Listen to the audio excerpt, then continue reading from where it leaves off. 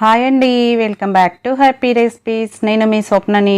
ఈరోజు వీడియోలో మురుకులు ఎక్కువ క్రిస్పీగా గుల్లగా రావాలి అంటే ఎలా చేయాలనేది ఈ వీడియోలో చూపిస్తున్నానండి.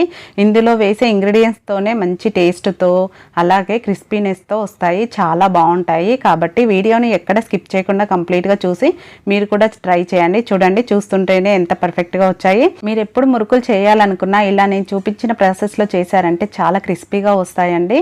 కాబట్టి తప్పకుండా ట్రై చేయండి. ఇంకెందుకంటే ఆలస్యం, లేట్ చేయకుండా వీడియోలోకి వెళ్ళి చూసేయండి. మరి ముందుగా స్టవ్ పైన ఇలా వెడల్పాటి ప్యాన్ ఒకటి పెట్టుకొని దాంట్లోకి 1/2 కప్పు పుట్నాల పప్పు వేసుకోవాలి. లో ఫ్లేమ్లోనే పుట్నాల పప్పును ఒక 2 నిమిషాల పాటు ఫ్రై చేసుకోవాలి. ఎక్కువ అవసరం లేదండి, 1 నుంచి 2 నిమిషాల పాటు ఫ్రై చేసుకుంటే సరిపోతుంది. జస్ట్ అవి కొద్దిగా క్రిస్పీగా అయితే సరిపోతుంది. ఇలా వేయించడం వల్ల ఎక్స్ట్రా క్రిస్పీనెస్ వస్తుంది, టేస్ట్ కూడా చాలా బాగుంటుంది. చూడండి, ఇలా వేగిపోయాయి కదా. ఇప్పుడు వీటిని ఒక ప్లేట్లోకి తీసేసుకుందాం. ఇలా ప్లేట్లోకి తీసుకున్నాక నెక్స్ట్ స్టవ్ పైన అదే ప్యాన్లోకి ఒక 1/2 కప్పు అటుకులు వేసుకోవాలి. అటుకులు వేయడం వల్ల టేస్ట్ అయితే చాలా బాగుంటుందండి. ఈసారి తప్పకుండా ట్రై చేయండి. ఈ అటుకులని కూడా లో ఫ్లేమ్లో అవి కొంచెం క్రిస్పీగా అయ్యే వరకు ఫ్రై చేసుకోవాలి. ఇలా కలుపుతూనే ఫ్రై చేసుకోవాలండి దగ్గరుండి, లేదంటే అటుకులు అడుగున మాడిపోతాయి. ఒకటి పట్టుకొని చూస్తే మనకు తెలిసిపోతుంది. చూడండి, ఈ విధంగా ఉండాలి. ఇలా క్రిస్పీగా అయ్యిందంటే మనకు పర్ఫెక్ట్గా అయిపోయినట్టు. ఇప్పుడు స్టవ్ ఆఫ్ చేసేసుకొని వీటిని కూడా అదే ప్లేట్లోకి వేసేసుకోవాలి. మనం పుట్నాల పప్పు వేసుకున్నాం కదా, దాంట్లోకి వేసుకోవాలి. ఇప్పుడు వీటి రెండింటిని పూర్తిగా చల్లారనివ్వాలి. ఒక 10 నుంచి 15 నిమిషాల పాటు పక్కన పెట్టేసుకుందాం. ఇలా కంప్లీట్గా చల్లారినాకనే మనము గ్రైండ్ చేసుకోవాలండి. వేడి మీద అస్సలు గ్రైండ్ చేయొద్దు, మెత్తగా వస్తాయి. కాబట్టి మొత్తం చల్లారినాకనే ఒక మిక్సీ జార్ తీసుకొని దాంట్లోకి వేసేసుకొని మెత్తని పౌడర్ లాగా గ్రైండ్ చేసుకోవాలి. వీలైనంత మెత్తగా గ్రైండ్ చేసుకోవాలి, మధ్య మధ్యలో ఆపుకుంటూ గ్రైండ్ చేసుకోవాలి. చూడండి, ఈ విధంగా మొత్తం పిండిలాగా వచ్చే వరకు గ్రైండ్ చేసుకున్నాక నెక్స్ట్ ఒక బేసన్ తీసుకొని దాంట్లోకి దీన్ని జల్లించుకోవాలన్నమాట. ఇలా స్ట్రైనర్ పెట్టేసుకొని దాంట్లో ఈ పిండి వేసేసుకోవాలి. ఇలా జల్లించుకోవడం వల్ల ఎక్కడైనా గ్రైండ్ కానిది ఉంటుంది కదా పప్పు, అలానే అటుకులు కూడా, అది మనకు పైనకు వచ్చేస్తుంది. చూడండి, ఇలా నాకు కొంచెమే వచ్చేసింది కాబట్టి నేను తీసేస్తున్నాను. మీకు ఎక్కువ కనుక వస్తే మళ్ళీ గ్రైండ్ చేసుకొని జల్లించుకోవచ్చు. ఇప్పుడు మనకు ఈ పిండి ఎంత అవుతుంది అనేది మెజర్ చేసుకోవాలి. కప్పుతో కరెక్ట్గా మెజర్ చేసుకుంటే మనము బియ్యం పిండి తీసుకోవడానికి ఈజీగా ఉంటుంది. చూడండి, నాకైతే ఇక్కడ 1 కప్పు అయ్యింది. 1 కప్పు ఈ పిండికి 3 కప్పుల బియ్యం పిండి వేసుకోవాలి. ఎప్పుడైనా గుర్తుపెట్టుకోండి, పుట్నాల పప్పు అయినా అటుకులదైనా మీరు 1 కప్పు వేసుకుంటే 3 కప్పుల బియ్యం పిండి వేసుకోవాలి. ఇక్కడ 3 కప్పులు వేసుకున్నాను కదా, దీన్ని కూడా జల్లించుకోవాలి. నేను ఇక్కడ బియ్యం పిండిని రేషన్ బియ్యం పిండి తీసుకున్నానండి, బయట స్టోర్లో కూడా దొరుకుతుంది. ఇప్పుడు దీంట్లోకి కొద్దిగా పసుపు, 1 టీ స్పూన్ కారం వేసుకున్నాను. మీ రుచికి తగ్గట్టు వేసుకోండి. అలాగే ఉప్పు, 1 టీ స్పూను వామను ఇలా చేయితో నలుపుకొని వేసుకోవాలి. ఇలా వేసుకోవడం వల్ల ఆ ఫ్లేవర్ అనేది ఈజీగా పిండికి పడుతుంది. కాబట్టి ఇలా వేసుకున్నాక నెక్స్ట్ ఒక 2 టీ స్పూన్ల నువ్వులు వేసుకోవాలి. నువ్వులు అనేది చాలా మంచిది కదా, మురుకులలో తప్పకుండా వేసుకోవాలండి. ఇప్పుడు వీటన్నిటిని బాగా కలిసేలాగా కలుపుకోవాలి. 2 పిండిలు అలాగే ఈ పసుపు కారం కూడా అంత బాగా కలిసేలాగా కలుపుకోవాలి. వీడియోలో చూపిస్తున్నట్టు ఇలా కలుపుకున్నాక నెక్స్ట్ దీంట్లోకి మీరు కావాలంటే వేడి ఆయిల్ అయినా వేసుకోవచ్చండి. నేనైతే 1 టేబుల్ స్పూన్ బటర్ వేసుకుంటున్నాను. బటర్ వేసుకోవడం వల్ల క్రిస్పీగా వస్తాయి మురుకులు.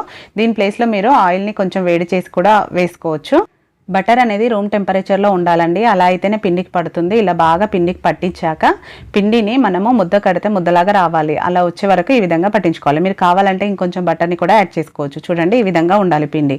ఇప్పుడు పిండి పర్ఫెక్ట్గా ఉంది కదా. ఇప్పుడు దీంట్లోకి కొంచెంగా వాటర్ వేసుకొని పిండిని చపాతీ ముద్దలాగా తడుపుకోవాలి. మామూలుగా అయితే వేడి నీళ్ళు పోసి తడుపుకుంటారు కదా, దీనికి అలా అవసరం లేదండి. మనం అటుకులు అలాగే పుట్నాల పప్పు వేసాం కాబట్టి వేయించి మరీ వేడి నీళ్ళు పోయని అవసరం లేదు, చల్లనీళ్ళతోనే ఈజీగా కలుపుకోవచ్చు.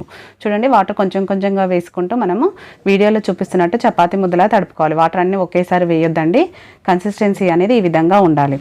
ఈ విధంగా తడుపుకున్నాక ఇప్పుడు దీన్ని పక్కన పెట్టేసుకొని మనము మురుకులు చేసేసుకోవడానికి మిషన్ని తీసుకుందాము. దీనిపైన మూత పెట్టుకోవాలి, పిండి అనేది తడారిపోకుండా. ఇలా మూత పెట్టేసుకున్నాక నేను ఇక్కడ మురుకులు చేయడానికి ఇలాంటివి తీసుకున్నానండి. దీంట్లోకి ఇలా సన్నగా కొంచెం మీడియంగా ఉంటాయి, మరి సన్నగా లేకుండా అలా అని లావుగా లేకుండా ఇలాంటి మిషన్ తీసుకున్నాను. ఇలాంటి బిల్లను వేసేసుకొని ఈ విధంగా టైట్ చేసుకోవాలి. ఇప్పుడు నెక్స్ట్ దీంట్లోకి కొంచెం ఆయిల్ వేసుకొని ఆయిల్ అప్లై చేసుకోవాలి. ఈ విధంగా ఆయిల్ అప్లై చేసుకోవాలి. ఇలా చేయడం వల్ల పిండి అనేది అతుక్కోకుండా మొత్తం వచ్చేస్తుంది అనమాట. సో అందుకని ఇలా ఆయిల్ వేసుకొని ఇప్పుడు దీంట్లోకి కొంచెం పిండి మనము ఒక 2 వాయిలకు సరిపడా పిండిని తీసుకోవాలి. దాంట్లోంచి చూడండి, ఈ విధంగా వీడియోలో చూపిస్తున్నట్టు ఇలా తీసుకొని ఇప్పుడు దీంట్లోకి కొంచెం వాటర్ వేసుకుంటూ కొద్దిగా లూజ్గా తడుపుకోవాలి. ఈ విధంగా కొంచెం వాటర్ వేసుకొని ఇలా తడుపుకొని దీంట్లోంచి మనకు దాంట్లో ఎంతవరకు పడుతుందో అంతే తీసుకోవాలి, మరి ఎక్కువ పెట్టొద్దండి. చూడండి ఈ విధంగా తీసుకొని ఇలా పెట్టేసుకోవాలి మిషన్లోకి. ఇలా పెట్టుకున్నాక ఇప్పుడు మనకు మిషన్ కూడా రెడీ అయిపోయింది కదా. నెక్స్ట్ స్టవ్ పైన ఆయిల్ పెట్టేసుకోవాలి. మిగతా పిండి ఆరిపోకుండా మూత పెట్టేసుకోవాలండి. ఇప్పుడు దీనిపైన ఇలా పెట్టేసుకొని నెక్స్ట్ స్టవ్ పైన ఆయిల్ పెట్టుకొని ఆయిల్ బాగా హీట్ అవ్వాలి. మురుకులకు ఎప్పుడైనా ఆయిల్ అనేది బాగా వేడి అవ్వాలి. హై ఫ్లేమ్లోనే పెట్టుకోవాలి. నేను మురుకులు వేసుకోవడానికి ఇలా ఈ గరిట తీసుకున్నానండి. దీనికి కొంచెం ఆయిల్ అప్లై చేసుకోవాలి. ఆయిల్ అయినా అప్లై చేసుకోవచ్చు, వాటర్ అయినా అప్లై చేసుకోవచ్చు. చూడండి ఇలా వీడియోలో చూపిస్తున్నట్టు ఇలా ఒత్తుకోవాలి. మరీ ఎక్కువ ఒత్తుకోదండి, కొంచెం చిన్నగానే చేస్తున్నాను నేను ఇక్కడ. చూడండి వీడియోలో చూపిస్తున్నట్టు ఈ విధంగా ఈ సైజులో చేసుకుంటే చిన్న చిన్నగా భలేగా వస్తాయి. ఇప్పుడు దీన్ని ఆయిల్లో వేసుకోవడమే. అన్నీ కూడా ఇలానే ఒత్తేసుకొని ఆయిల్లో వేసేసుకోవడమే. చూడండి మనకు ఆయిల్లో ఎంతవరకు పడతాయో అంతే వేసుకోవాలి. ఇలా వేసుకున్నాక కూడా హై ఫ్లేమ్లోనే పెట్టేసి పైన ఆయిల్ నుంచి నురగంతా పోయే వరకు మనం గరిట పెట్టొద్దండి. ఆ ఆయిల్ నుంచి నురగంతా పోయాక మురుకుల్ని రెండో వైపుకు తిప్పుకుంటూ మంచి కలర్ వచ్చే వరకు ఫ్రై చేసుకోవాలి. చూడండి ఈ విధంగా మంచి కలర్ వచ్చాక వీటిని ఇప్పుడు ఆయిల్ నుంచి తీసేసి టిష్యూ పేపర్ ఉన్న ప్లేట్లోకి వేసేసుకోవడమే. ఇప్పుడు నెక్స్ట్ ఇలా బిల్లల్లాగా కాకుండా డైరెక్ట్గా ఆయిల్లో ఒక్కటిగా ఎలా వేసుకోవాలనేది చూపిస్తున్నాను. చూడండి ఇలా వేసేసుకోవచ్చు. ఇప్పుడు ఇది వేసుకుంటప్పుడు మాత్రం ఫ్లేమ్ని చిన్నగా పెట్టుకోవాలి, ఎందుకంటే మనకు వేడి అనేది చేయికి తగులుతుంది కాబట్టి లో ఫ్లేమ్లో పెట్టుకొని వేసుకొని అది వేసుకున్నాక మళ్ళీ హై ఫ్లేమ్లో పెట్టుకోవాలి. ఇలా కొంచెం కాలినాక రెండో వైపుకు తిప్పుకొని రెండు వైపులా మంచి కలర్ వచ్చే వరకు ఫ్రై చేసుకోవాలి. చూడండి మంచి కలర్ వచ్చాక తీసేస్తే ఎంత పర్ఫెక్ట్గా వచ్చిందో, చాలా బాగుంటాయి క్రిస్పీగా. ఇవి పూర్తిగా చల్లారినాక ఒక స్టీల్ డబ్బాలో కనుక పెట్టుకున్నారనుకో నెలపైనే ఉంటాయండి. అదే టేస్ట్ అదే క్రిస్పీనెస్తో ఉంటాయి. కాబట్టి ఒకసారి చేసి పెట్టుకుంటే పిల్లలకి ఈవినింగ్ స్నాక్ టైంలో ఇవ్వడానికి కూడా చాలా బాగుంటాయి. కాబట్టి తప్పకుండా ఈసారి మీ ఇంట్లో ట్రై చేయండి. ట్రై చేశాక మీకు ఎలా కుదిరింది అనేది కూడా కామెంట్ పెట్టండి. అలాగే ఈ వీడియో మీకు నచ్చినట్టయితే ఒక లైక్ చేయండి, మీ ఫ్రెండ్స్ రిలేటివ్స్తో షేర్ చేసుకోండి. మరిన్ని ఇలాంటి టేస్టీ రెసిపీస్ కోసం మన హ్యాపీ రెసిపీస్ ఛానల్ని సబ్స్క్రైబ్ చేసుకోవడం మాత్రం అస్సలు మర్చిపోకండి. చూడండి ఎంత క్రిస్పీగా వచ్చాయో.